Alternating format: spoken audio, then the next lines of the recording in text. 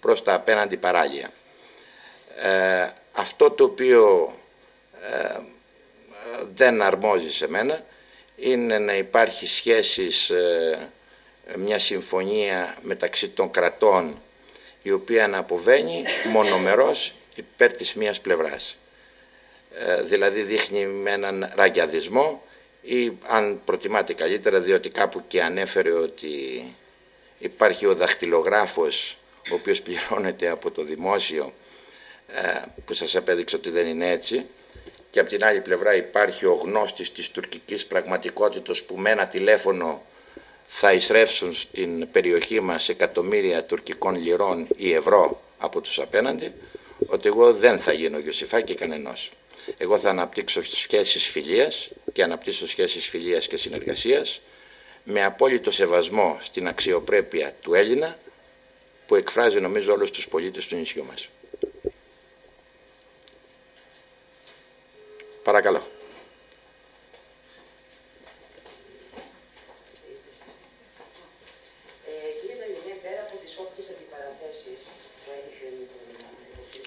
Εγώ δεν έχω καμία απολύτως αντιπαράθεση, θα μου επιτρέψετε να πω, ότι από την αρχή επεδίωξα τη συνένεση, τη συνεργασία, το ίδιο επιδιώκω και τώρα. Παρά το ότι έγινε, απαντάμε, είμαι υποχρεωμένος να απαντήσω. Καταλαβαίνετε ότι όταν χτυπιέσαι κατά αυτόν τον τρόπο, το βρώμικο πόλεμο, όταν υπάρχει αυτή η κατασυκοφάντηση, κάποια στιγμή από σεβασμό στον πολίτη που ακούει, είσαι υποχρεωμένος να απαντήσεις. Πραγματικά προβληματίστηκα αν έπρεπε να το κάνω. Αλλά επειδή σέβομαι και τιμώ τον κάθε πολίτη της Λέσβου, ο οποίος ακούει πράγματα και θα ήθελε τη δική μου άποψη, αποφάσισα να το κάνω και γι' αυτό το κάνω. Τι έχετε πει λοιπόν 3 μέρες πριν την κάλπη στο λεσβιακό λαό?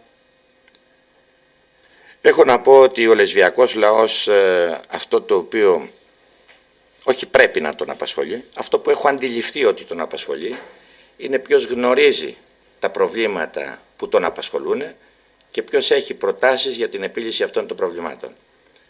Θέλω να πω ότι σε αυτές τις εκλογές πραγματικά υπάρχει μια πολύ μεγάλη δυνατότητα, μια πολύ μεγάλη ευκαιρία να αλλάξει όλο το κλίμα το προεκλογικό, να αλλάξει όλο το πολιτικό κλίμα που επικρατεί στην περιοχή μας, τουλάχιστον στην περιφέρειά μας, αυτό το κλίμα που έχει φέρει τη μιζέρια και έχει φέρει την ητοπάθεια στις καρδιές των Ελλήνων, στις καρδιές των συμπολιτών μας. Εγώ θέλω να τους πω ότι υπάρχει ελπίδα, ότι υπάρχει επόμενη μέρα που δικαιούνται να είναι αισιόδοξοι. Υπάρχει γνώση των προβλημάτων από τους ανθρώπους οι οποίοι στελεχώνουν το ψηφοδέλτιο νίκης, από ό,τι φαίνεται και δείχνουν και τα αποτελέσματα της πρώτης Κυριακής. Υπάρχει εμπειρία και υπάρχει η διάθεση να καταθέσει ο καθένας τη ψυχή του προκειμένου αυτά τα προβλήματα να επιληθούν.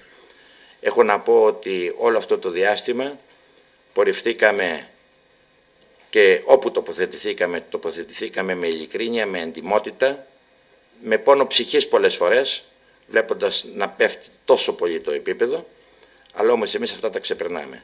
Εμείς τα ξεπερνάμε και βλέπουμε το αύριο.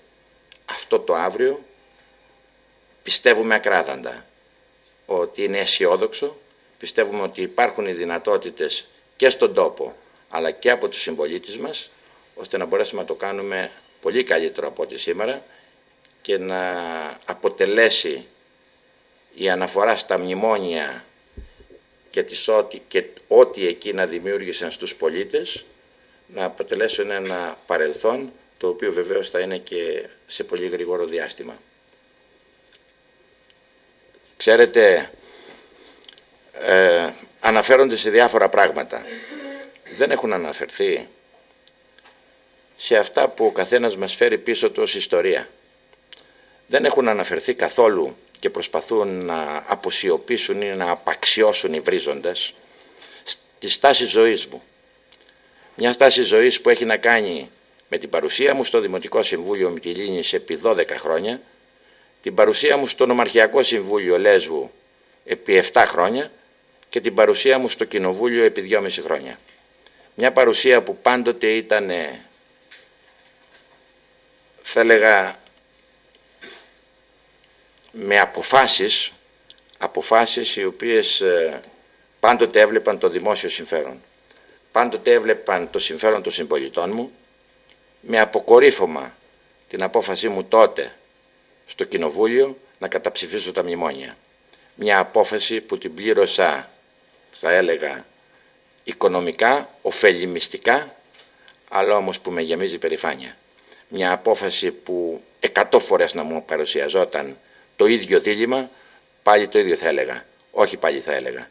Γιατί ξέρω ότι αυτό το όχι είναι το όχι της αξιοπρέπειας, το όχι της τιμής, το όχι της ευθύνης. Παρακαλώ. Στην ίδια συνέντευξη του υποψηφίου σας ανέφερε ότι εκπρόσωπος των εξαρτήτων Ελλήνων μετά την Κυριακή, την πρώτη Κυριακή, πήγε να διεκδικήσει, ανέφερε ότι διεκδικήσει ακόμα το Δήμο Λέσβου. Έχετε συσσέλθει κάποιες συνεννόσεις με το κόμμα να δηλώσετε την ανεξαρτητοποίησή σας? Ξέρετε, καμιά φορά θα πρέπει να ακούς τι λένε και αυτοί που τους προσπερνάς, να έχεις τα αυτάκια σου λίγο ρηγμένα προς τα πίσω. Λοιπόν, θα έλεγα να ασχοληθούν και λίγο με το συνδυασμό τους. Έχουν καταφέρει με αυτή την επίθεση λάσπης να κάθονται να ασχολούνται με μας, να λένε ποιος συμμετέχει πού, αν ο εκπρόσωπος, ο τάδε εκπρόσωπος δεν ξέρω τι, των ανεξαρτήτων ή οποιοδήποτε άλλου πολιτικού σχηματισμού έκανε την οποιαδήποτε δήλωση. Εμείς είπαμε, ο συνδυασμός μας είναι καθαρά αυτοδιοικητικός. Το αποδείξαμε με τα άτομα τα οποία συμμετέχουν στο ψηφοδέλτιό μας. Αν θα μετρήσετε τα άτομα αυτά, θα δείτε την πολιτική τοποθέτηση του καθενός τους και θα διαπιστώσετε ότι πολύ λίγα είναι τα άτομα συγκριτικά τα οποία στηρίζουν ανεξάρτητους Έλληνες ή οτιδήποτε άλλο. Από την δεξιά παράταξη ή την ακροδεξιά, αν προτιμάτε. Οι περισσότεροι είναι άνθρωποι που έχουν τη δική τους ιστορία, που έχουν αποδείξει την εμπειρία της γνώσης και τη διάθεση προσφοράς τους. Δεν χρειάζεται να λέμε πολλά. Δεν χρειάζεται να επιχειρηματολογούμε για τα αυτονόητα. Σας λέω, μπορεί κανείς να κοιτάξει τα ψηφοδέλτια, μπορεί να δει ποιοι εκλέγονται και να βγάλει τα δικά του συμπεράσματα. Εμείς δεν θέλουμε να πείσουμε με το λόγο, με τις πράξεις μας. Και οι πράξεις μας δείχνουν αυτά που πριν από λίγο σας είπα, ότι είμαστε άνθρωποι οι οποίοι έχουμε αποδείξει στο παρελθόν με την ιστορία μας ότι καταθέτουμε τη ψυχή μας προκειμένου τα προβλήματα που αντιμετωπίζουν οι συμπολίτες μας σε όλα τα μήκη και πλάτη του νησιού μας να επιληθούν. Υπάρχει άλλο ερώτημα? Είναι προφανές ότι σε αυτή τη δεύτερη εβδομάδα των διοικητικών εκλογών το κύριο ζήτημα που θα πρέπει να απασχολήσει και εσάς και τον αντίπαλό σας είναι πώς θα προσελκύσει τους ψηφοφόρους των συνδυασμών που έμειναν εκτός του δευτέρου γύρου. Πριν 2 μέρες είδα τον κύριο Ξίδο να κάνει ένα άνοιγμα προς τα αριστερά με το σκεπτικό ότι μπορεί να προσελκύσει εκείνους καλύτερα όσους έχουν προοδευτικά και δημοκρατικά αισθήματα. Εσείς έχετε κάνει κάποιες συνέπειες σε αυτή την κατεύθυνση? Ο κύριος Ξίδας το άνοιγμα που το έκανε από κοινού με τον κύριο Συμφωνάκη και τον κύριο Αθανασίου και τους άλλους πάτρονες του συνδυασμού του, ή πήγε μόνος του? Διότι φοβάμαι ότι τα ανοίγματα αυτά είναι ανοίγματα τα οποία στηρίζονται και βασίζονται στην κεμπελική νοοτροπία, ότι πηγαίνουμε δήθεν να δούμε κάποιους αντιπάλους να προσελκύσουμε, αλλά επί της ουσίας γίνονται για να εκθέσουμε αυτούς τους ανθρώπους. Εγώ σεβάστηκα απόλυτα αυτό που πάντοτε υποστηρίζω, ότι ο κάθε πολίτης έχει τη δική του άποψη. Ο κάθε πολίτης πρέπει να αφαιθεί ελεύθερος αυτή την κρίσιμη περίοδο, την προεκλογική περίοδο, να σκεφτεί. Διότι η σκέψη που θα τον οδηγήσει στην απόφαση, η απόφαση μάλλον, είναι μια απόφαση που θα τον συνοδεύει για την υπόλοιπη ζωή του.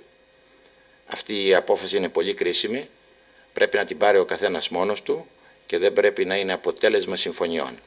Θα λέγω ότι σέβομαι απόλυτα τους συνυποψηφίους μου που ήταν επικεφαλής των παρατάξεων που δεν συμμετέχουν και δυστυχώς για κάποιους εξ αυτών, διότι πράγματι είναι πολύ αξιόλογοι άνθρωποι και κατέβασαν ένα πολύ αξιόλογα ψηφοδέλτια. Αλλά δεν θα ήθελα να κάνω συμφωνίες αυτή την πονηρή εντός εισαγωγικών περίοδων όπου λέγονται τα πάντα και ο καθένας υπόσχεται τα πάντα. Εγώ απευθύνομαι στους πολίτες. σε αυτούς τους πολίτες, των οποίων ζητώ την εμπιστοσύνη, όχι απλά την στήριξη, την εμπιστοσύνη τους. Διότι η πορεία μου, αλλά και η υπόσχεσή μου, είναι ότι πάντα θα είμαι δίπλα τους. Πάντα θα είμαι ένας εξ αυτών, ένας που εκπροσωπεί αυτούς τους πολίτες, που οι ίδιοι έχουν επιλέξει επί 25 χρόνια να τους εκπροσωπεί, και το ίδιο θα κάνω και στη συνέχεια.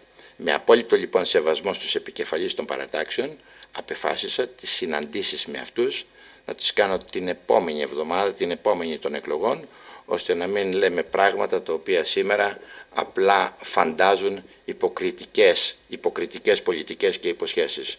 Ποτέ στη ζωή μου δεν υποκρίθηκα. Πάντοτε ήμουν ειλικρινής, πάντοτε πορεύτηκα με γνώμονα την αλήθεια και είχα το θάρρος αυτή την αλήθεια πάντα να την εκφράζω.